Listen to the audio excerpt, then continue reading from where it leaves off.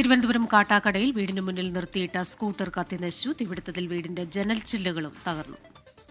വിവരങ്ങളുമായി ഇപ്പോൾ മേഘന മുരളിയാണ് തിരുവനന്തപുരത്ത് ചേരുന്നത്. മേഘന, ഇതെങ്ങനെയാണ് ഈ തീപിടുത്തം ഉണ്ടായത്? എന്തൊക്കെയാണ് വിവരങ്ങൾ മേഘന?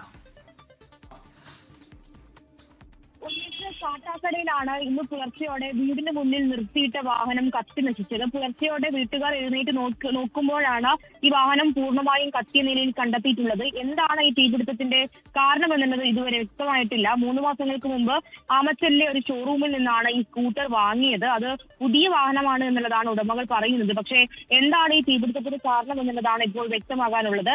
ഈ തീപിടുത്തത്തിൽ അത് നമ്മൾ ഈ ദൃശ്യങ്ങളിൽ കാണുന്നത് പോലെ തന്നെ സ്കൂട്ടർ പൂർണ്ണമായും കത്തി നശിച്ചിട്ടുണ്ട്. അതുപോലെ തന്നെ ഈ തീ പടർന്ന് പുറത്തുള്ള വീടിന്റെ ജനൽ ചില്ലകളടക്കം തകരുന്ന ഒരു സാഹചര്യം കൂടി ഉണ്ടായിട്ടുണ്ട്.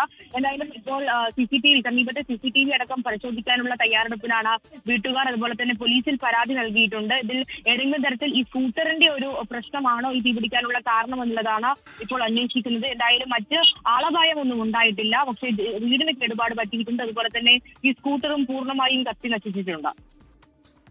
മേഘന മുരളിയാണ് തിരുവനന്തപുരത്ത് നിന്ന് വാർത്തയുടെ വിശദാംശങ്ങളുമായി ചേർന്നത്.